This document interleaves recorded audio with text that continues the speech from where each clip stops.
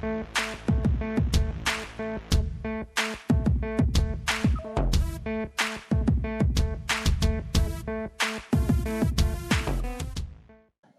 the church say amen. Amen. Amen. It's good to see you one more time.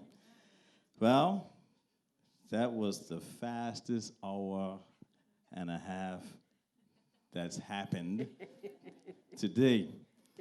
When I lead praise and worship, it doesn't seem like it goes that fast. That was fast. Aunt Janice, that was fast. It must be because, it must be because of what I'm here for today. Yep. Giving on to God first. Amen. My Father, Thank you, the Son, the Blessed Holy Ghost. I know protocols have already been established.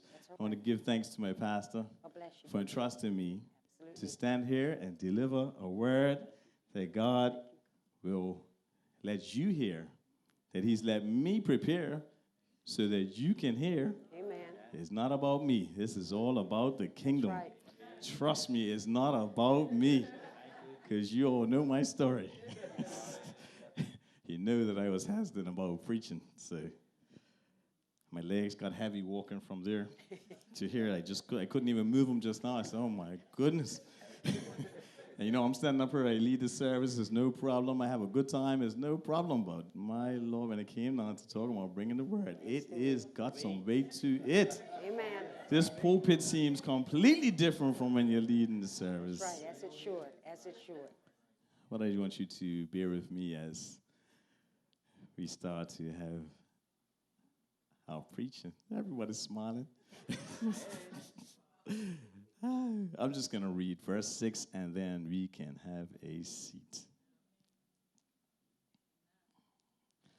Verse 6 says, and Delilah said to Samson, tell me, I pray thee, wherein thy great strength lieth, and wherewith thou mightest be bound to afflict thee. You may be seated. My question, obviously we're talking about is Men's Month. And the word today, we're talking about the strength of a man.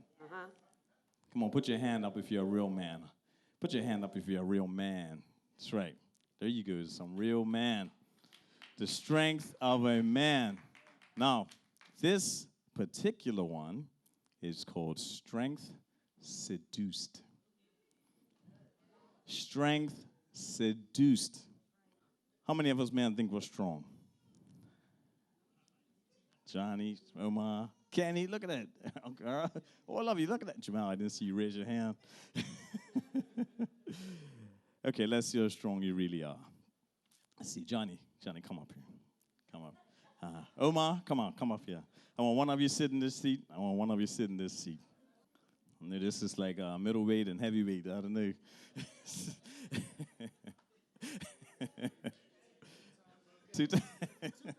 Two for one. Have a seat. Have a seat. Have a seat. All right. Now, how many of you know what this is going to be? All right. We're going to have an arm wrestle.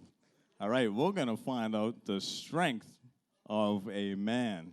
We're going to see who is the strongest man at this table. All right? We want to find out who's the strong. John is already laughing. He's already losing his strength. All right, so let's go. Let's get them arms together. Let's get that arm on the table. Who's right there? So it's going to say I'm left-handed, I'm right-handed. Okay, let's see. All right, let's see. All right, okay, hold on. I'm going to be the guy that's going to check this out. He's 40 and this is 20. All right, now I see a little bulge here. I see a little bulge here. All right, on your mark, get set, go. Let's see. Oh, the strength. All right, now you see that. Now you see he says it's playing with him. All right, now we're trying to see the strength. You see him shaking. You see him shaking. Now this is special because this is showing the strength. Now how long can you hold that strength? How long can you hold that strength? Now, it comes down to who has the most strength to be able to endure. So let's go. We're going to see who's got it. Let's go. Let's go. Let's go. We're going to see who's got it. Oh, these two guys are strong, man. Look at this. I thought this thing would have been finished. All right. He's playing with him. He said, Omar says, I'm 40, man. I'm 40, man. Omar said, I shall not be moved. so,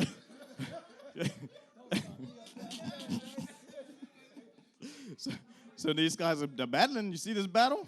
It's a battle. This is, now if I had a woman sitting here, I'm sure that hand would have been down by now. But this is strength. Come on, get your hands together for these guys. That's showing their strength. It's not finished yet. It's not finished yet. Nobody's on the ground yet. You're not finished yet. Come on, put them down. Let's go see who's, is it 40? Is it 20? Is it 40? Is it 20? Come on. It looks like it. It looks like Omar's got that upper hand right now. John is rocking him. He's rocking him. There's nobody moving. Come on, let's get it. Let's see who's got it. Looks like it. Look at that. Look at that. Look at that. Look at that. Look at that. Oh! I tell you, why? Look at that. Put your hands together. Put your hands together. You're shaking? You got no strength to shake? Got no strength to shake? Thank you, gentlemen. Thank you very much. All right, now.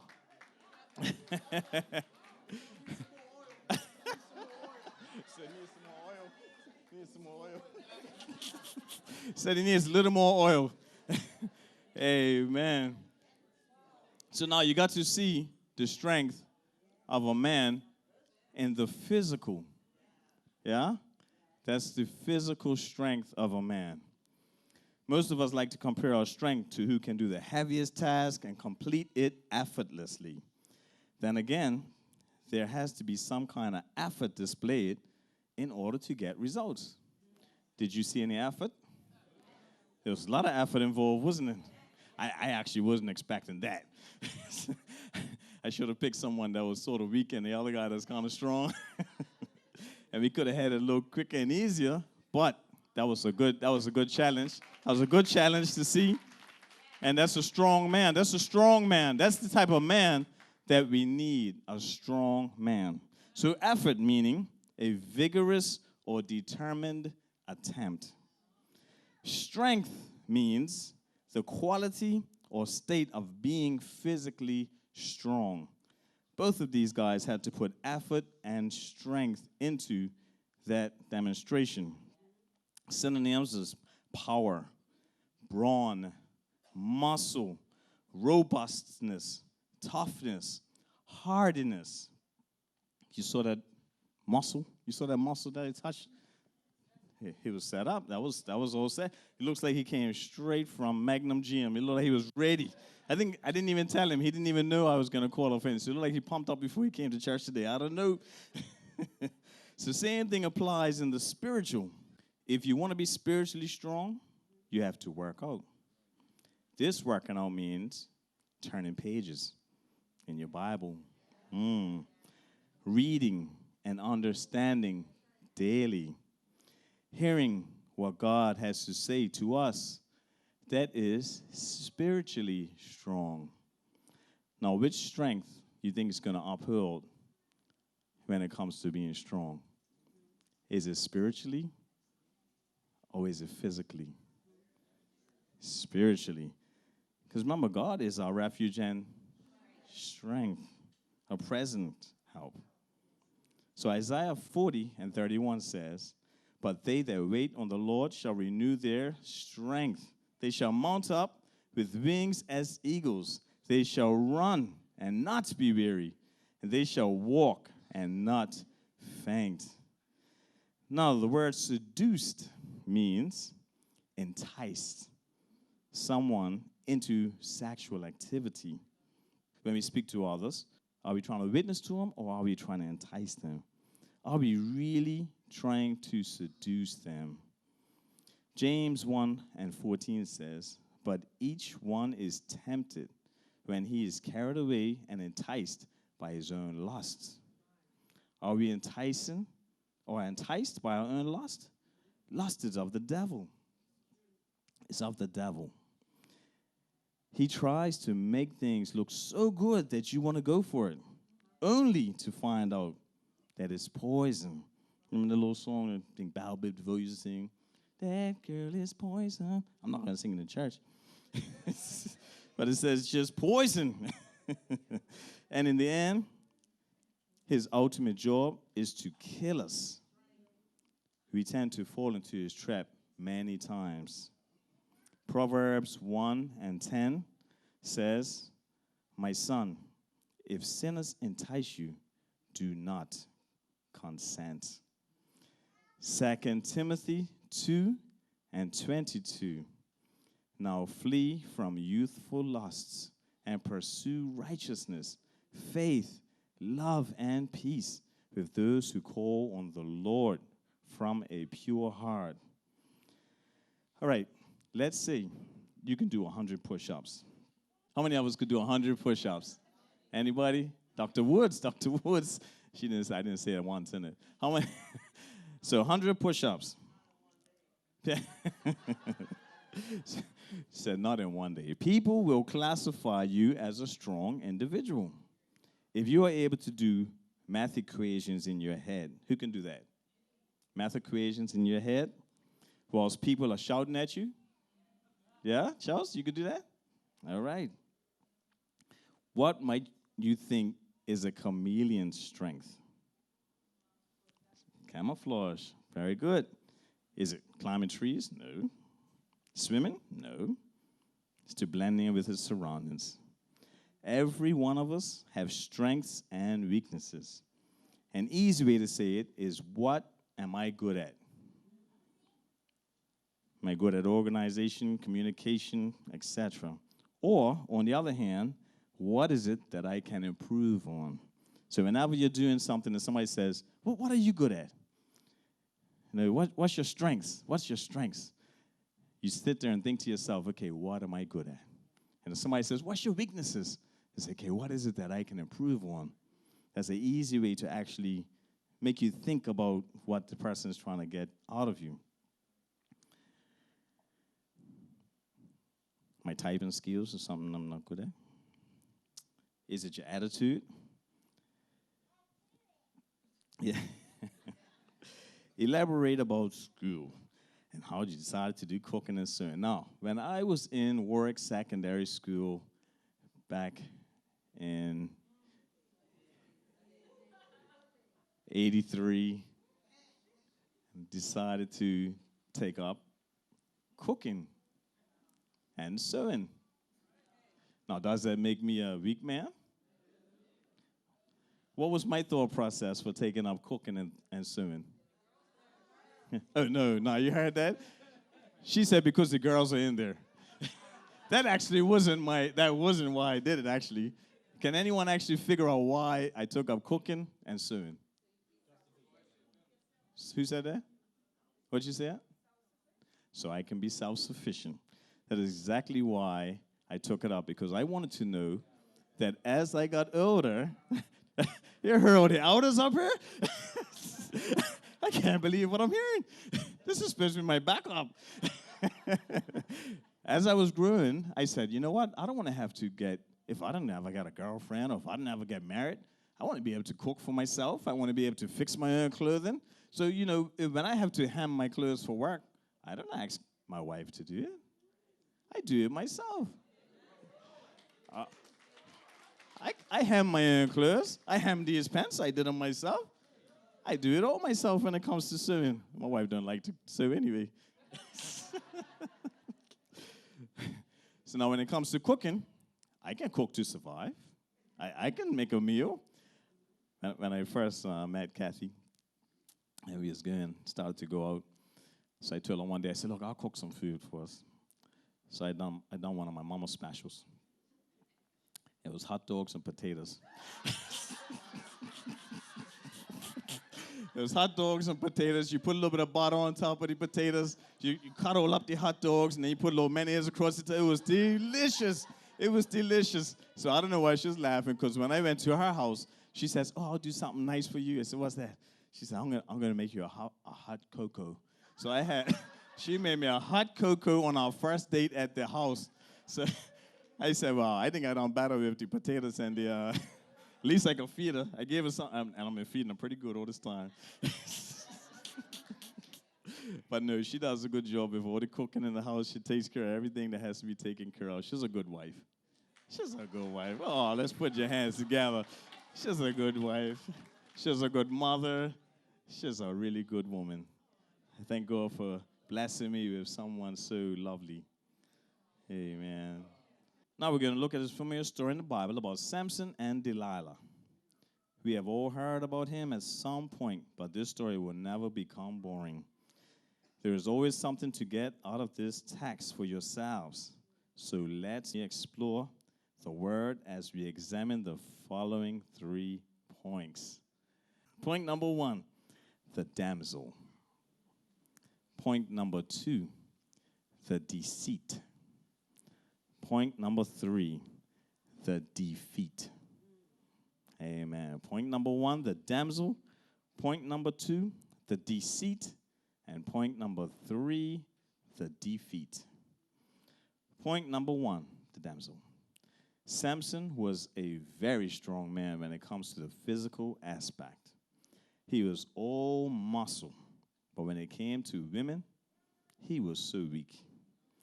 That is something that would keep a good man down. You can have all the other attributes, but when the devil knows your weakness, he will use it to his demise. He doesn't play around. You think he wants us to do well and prosper? Nope, not at all. He wants to see us fail.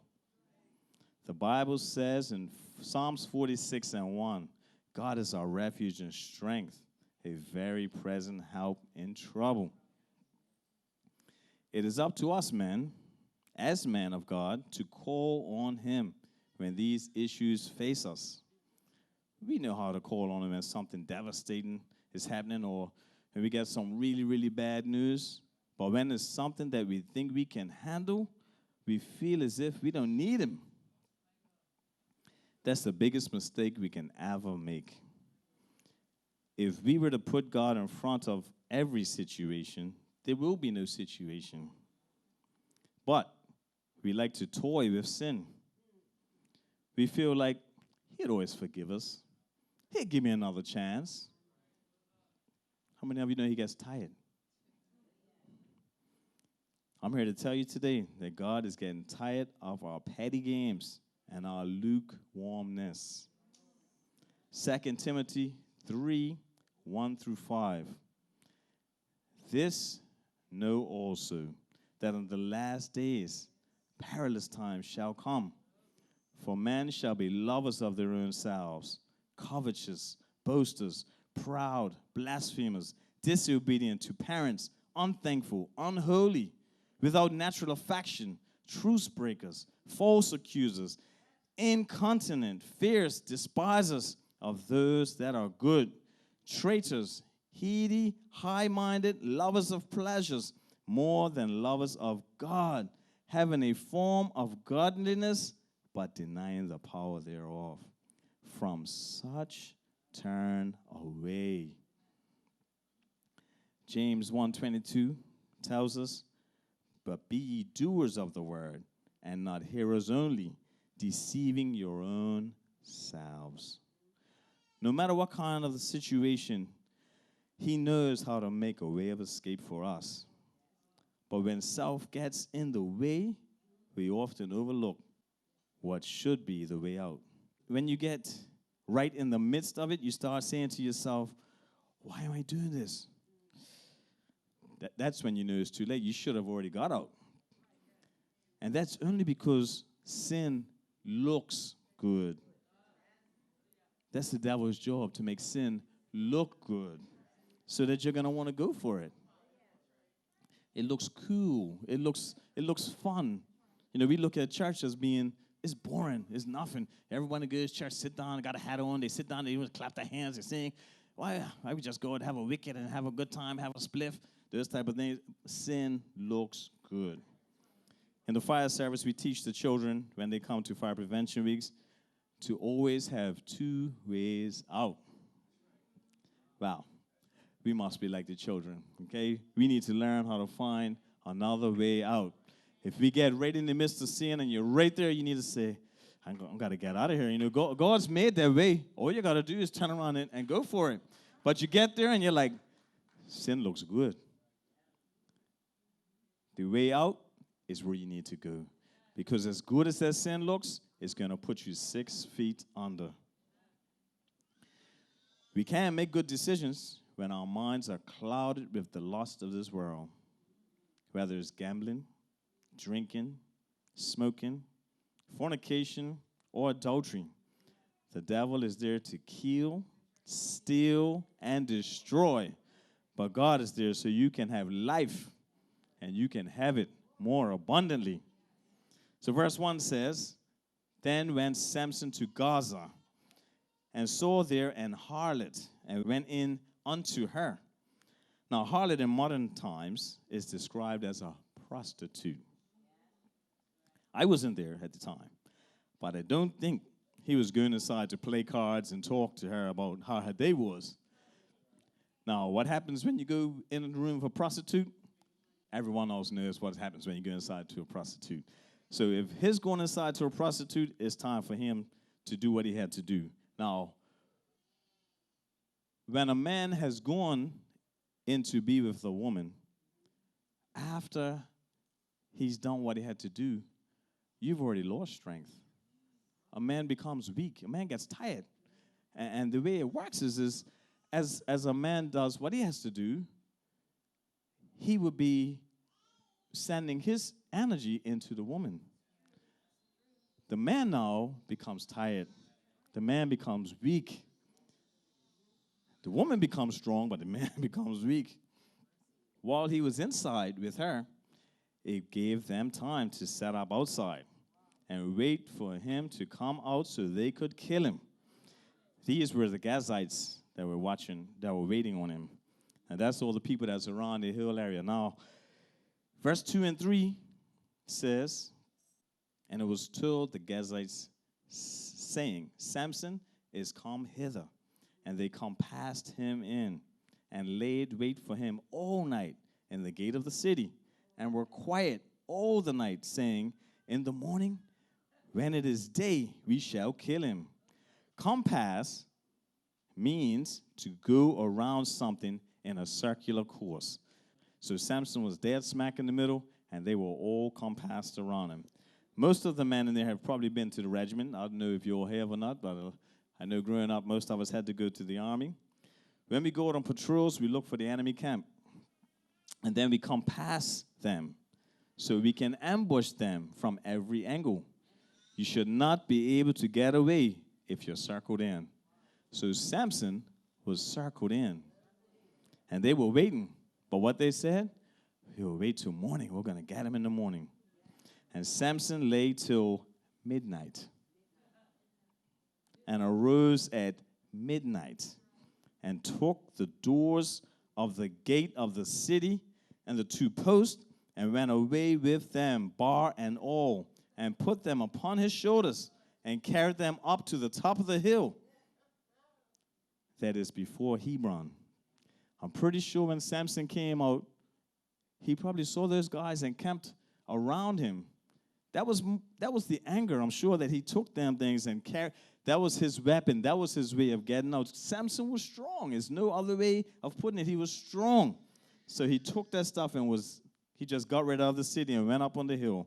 He was angry when he came out those gates and tore them apart. He may have even used the gates as pillars to help defeat those that were trying to ambush him. Verse 4 and 5.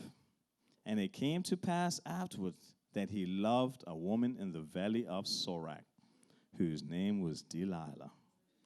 And the lords of the Philistine came up unto her and said unto her, Entice him, and see wherein his great strength lieth, and by what means we may prevail against him, that we may bind him to afflict him.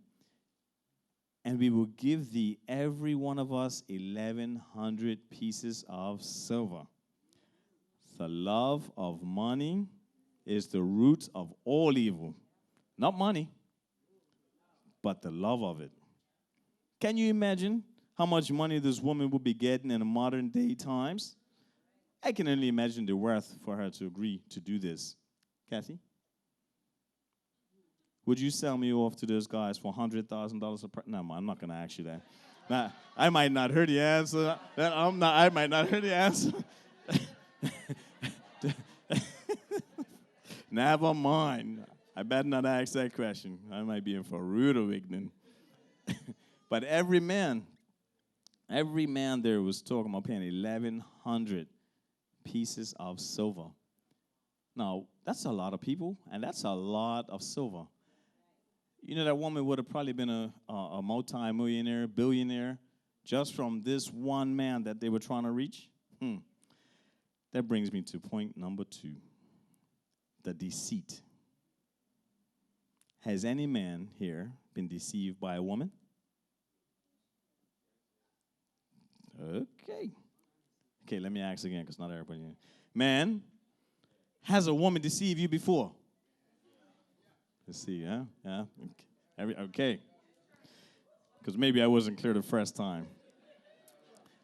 Okay, everyone here is not always been in church. I know all you men have not ever always been in church. So you ever been when you was out to the club, and you see the girl over there by the bar, and you say, I'm going to send her a drink. Guys send the girl a drink. And they're saying, they're working it up, getting ready, saying, okay, I'm going to end up with this girl. I'm going to go with her later on tonight. Bought her this drink, bought another drink, and at the end of the night, you see her walk away with this other fella. Well, that was deceived. You was deceived. She was using you. A woman could go out to a bar and not have to take a penny with her. All she has to do is be a woman, and she will get whatever she wants to get. They are good at deceiving men. Okay? Well, in this text, you can see how Samson is being deceived by this beautiful woman, Delilah. Her beauty overpowered Samson's strength. His strength is being seduced at this time. It's not only sexual seduction that can take away a man's strength. You have other things that can do it too. There's illnesses that can take a strength and make you weak, not able to do as you normally would. Then you have age, you have dementia, you have Alzheimer's. Now, Brother Kenny, your father, his strength has been seduced. His strength's been seduced because now he has, not Alzheimer's, he's got dementia. So he doesn't remember, he doesn't know how to do everything he used to do. His mind still tells him that he can do it. But when you get there to do it in the physical, you just can't do what you used to do. I have a brother that's away now, and I spoke to him this morning. He says, call my name real loud in your church. Let everybody know. Ramsey Sagar. They call him Bo. He's been diagnosed. And he's been diagnosed with leukemia. I want you guys to pray for him. Keep him in prayer. I'm not saying anything to, I'm just letting you know he's got leukemia. But we know that God can do anything but fail. So Bo was a person that's jolly, happy, strong, do everything. As a fireman, works with me, drives the truck. He does everything. Works up Linda's part-time. His strength now is seduced. He's in Johns Hopkins Hospital. He's getting bone marrow. He's getting work done to him. But his strength is seduced. His succumbed to a bed where he just has to go from his bed to surgery and back to his bed. He can't go all about. He walks a bit around the hospital. But his strength's been seduced due to a temporary illness that's trying to take him down. And I'm going to call it a temporary illness because I'm praying his strength that God is going to heal, deliver, and bring him through. His wife's out there with him. His 2 boys just came back from there yesterday. His family's been up there to see him. But it's amazing how this man was so strong and happy, and now to see him in this state. And when he first started, it was sad. But now, as it's getting stronger now, he sends messages, and you can see the continents. He calls me when he's at his lowest. He calls me. He talks to everybody else, But when he gets to his lowest point, he tells all the guys, I'm saving my last call for Deroy. I'm saving my last call for Deroy because here's the guy that's going to pray. Here's the guy that's going to help me. He gets his strength. He told Kathy this morning, thank you. Thank you for lending me Deroy. Thank you for letting me have him. What did he say? Thank you for letting me have his spirit. What did he say? Something along those lines. Thank you for his spirit, and I'm glad that you're able to lend him to me at the time that I need him. So I thought that was pretty, it spoke volumes. And, to know Burr's not a Christian yet. Burr's not a Christian yet. Hear me, Bo? All right, but it's coming. It's coming. He watches Shekinah on a regular. He watches us on a regular. He enjoys it. Verse 6 and 7. And Delilah said to Samson, tell me, I pray thee, wherein thy great strength lieth, and wherewith thou mightest be bound to afflict thee. And Samson said unto her, if they bind me with 7 green withs that were never dried, then shall I be weak and be as another man. Samson's the strongest man in town, and he's talking about tie him up with 7 green withs that were never dried. You think that's going to help Samson? He had to have some idea that this woman was up to something. That can't be good. She couldn't be that beautiful, that he was so caught up in her beauty that he couldn't see what should have been so clear. Why would you ask a question regarding his strength unless you were trying to do something with that information? People these days are so conniving. You can't trust anyone with your information. A lot of us put our information on the internet, i.e. Facebook, Twitter, Snapchat, Instagram, just to name a few. Everyone that looks at your page is not necessarily looking for good reasons. Some people's trying to set you up, trying to tarnish your name. They may be jealous of you, or because you may be a threat to them. Just know that everyone out there is not your friend. My wife will constantly remind me that, as I'm a person that always looks for the good in everyone, I always think everybody's good. And I had to learn the hard way at one point that some people are just nasty. We seem to think that everyone's genuine. I'll find out afterwards that they aren't. Samson thought Delilah was the cat's meow, that she was 99.9%. 99.9% out of 100. Well, I guess she had a lot left in that 0.1% that he didn't account for. She was just waiting for a great payoff. Did I say the love of money? The love of money is the root of all evil. I tease my wife all the time. I said, I know you're trying to get my insurance so you can pay that house off, pay Delia's schooling off. But that's not true. I always tease her. I say, I know you're trying to get that money. You put too much salt in that food. You trying to kill me?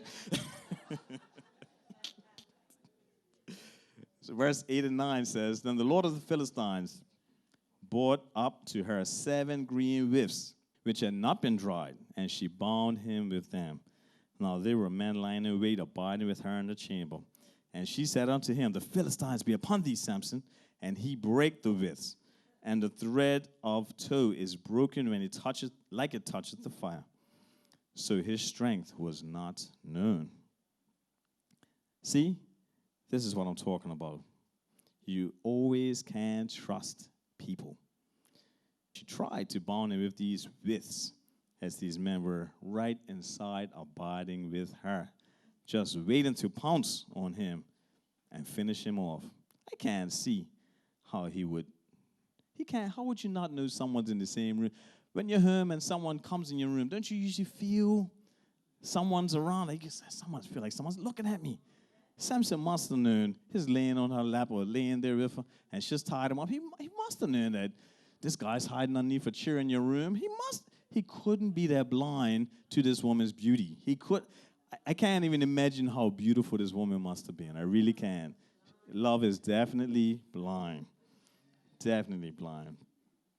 Men, we must always be aware of our surroundings at all times. Be aware of our surroundings.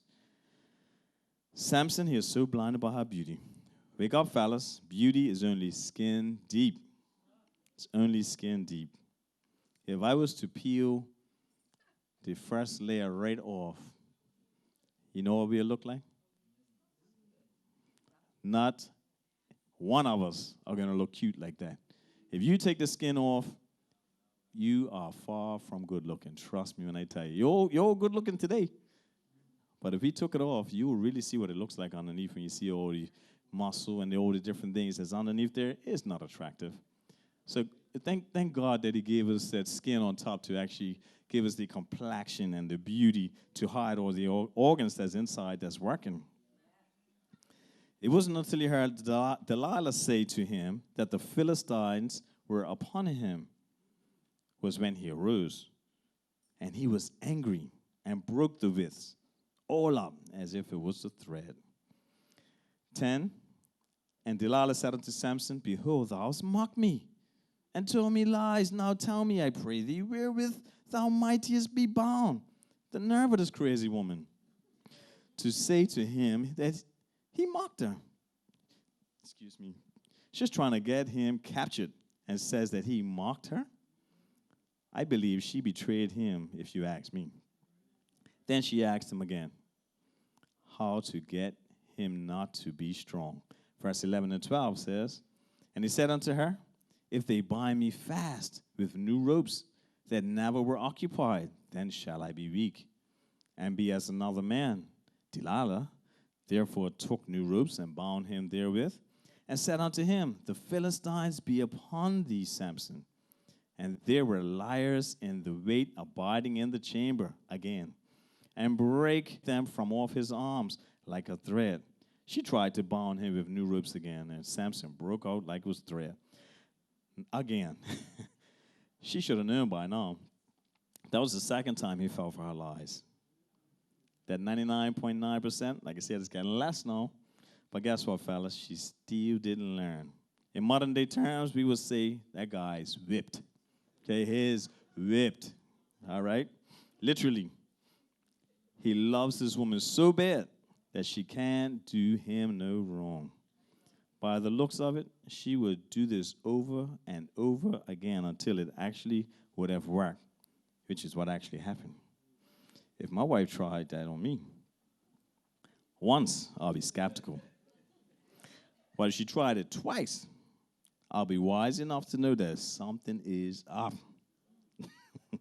I have to change or cancel my life insurance policy because this woman must be trying to cash out. Verse 13 through 15 says, And Delilah said unto Samson, Hitherto thou hast mocked me, and told me lies. Tell me wherewith thou mightest be bound. And he said unto her, If thou weavest the 7 locks of my head with the web. And she fastened it with a pin, and said unto him, The Philistines be upon thee, Samson. And he awakened out of his sleep, and went away with the pin of the beam, and with the web. And she said unto him, How canst thou say, I love thee, when thine heart is not with me? Thou hast mocked me these 3 times, and hast not told me wherein thy great strength lieth. Now this man is definitely all brawn and no brains. He fell for it all over again. Can you visualize this woman? I just can't imagine. She really took his time. She nagged him until he was angry. He still didn't get it. This woman was really out to get him. Verse 16, And it came to pass that she pressed him daily with her words and urged him, so that his soul was vexed unto death. That he told her all his heart, and said unto her, There hath not come a razor upon mine head, for I have been a Nazarite unto God from my mother's womb. If I be shaven, then my strength will go from me, and I shall become weak, and be like any other man. Which brings me to point number 3, the defeat. The minute Samson said what he said, it was a defeat. He gave his deepest secret, and that's what gave up his life. That is when Samson was defeated. His strength was now seduced by the woman that he literally loved to death. And that is how the beginning of the end with him started. His strength won't be able to set him free after this point. Because of Samson's beliefs as a Nazirite, he was able to maintain his strength. The minute he gave up, the defeat was real. It's no different with us as God's children. As long as we abide by God's rules, we will be able to maintain our strength. When we decide to go outside of the ark of safety, it will kill us. We get our strength from God and from God only. Satan likes to imitate what God does because he wants us to look at him as being the right choice. He wants to fool us into thinking that he is the right choice. All the while, he's getting people ready for destruction. John 10, 27 to 28 says, "My sheep hear my voice, and I know them, and they follow me. And I give unto them the eternal life, and they shall never perish, neither shall any man pluck them out of my hand." Verse 18 through 20. Judges. And when Delilah saw he had told her all his heart, she sent and called for the Lord of the Philistines, saying, "Come up this once, for he has showed me all his heart." And the Lord of the Philistines came up unto her and brought money in their hand. They must have known this time this is the one. And she made him sleep upon her knees. And she called for a man, and she caused him to shave off the 7 locks of his head. And she began to afflict him, and strength went from him. And she said, "The Philistines be upon thee, Samson." And he awoke out of his sleep and said, "I will go out as at other times before, and shake myself." And he wist not what the Lord had departed from him. This is where Samson gave over all his strength that God gave to him, and let her seduce him into knowing how to defeat him. He had no strength at this time when the Philistines came to get him. As a man, we need to know how not to let the beauty of a woman seduce us, even when we have to make decisions that may not be so popular. If we are asked by God to do something, then we must do it. We must listen to his voice. We tend to think it may be just voices, but we must learn the voice of God. He's very direct at times, and other times he's very quiet. Sometimes we just have to sit back and listen. He may send us a word via a song, or you may even get a phone call from someone that's actually given a word from God. Sometimes a stranger may tell you something that you need to hear as well. But we must listen to him and know what he's saying to us. We are the leaders of our family, man. When God asks us, what did we do to make our family better? We better have an answer. We are accountable for our families. Hopefully something that has been spoken today will help you along life's journey. God is in our corner, and all he wants us to do is surrender to him. We have to let go of having the last say in the carnal world and be led of God in the spiritual journey. We can't let the devil have our minds and souls. At some point, we have to wake up and be serious about our decisions. And that decision is heaven or hell. God gave every last one of us a choice, and we have to choose wisely. So I say to you, will you let your strength be seduced by the evilness of this world? Amen.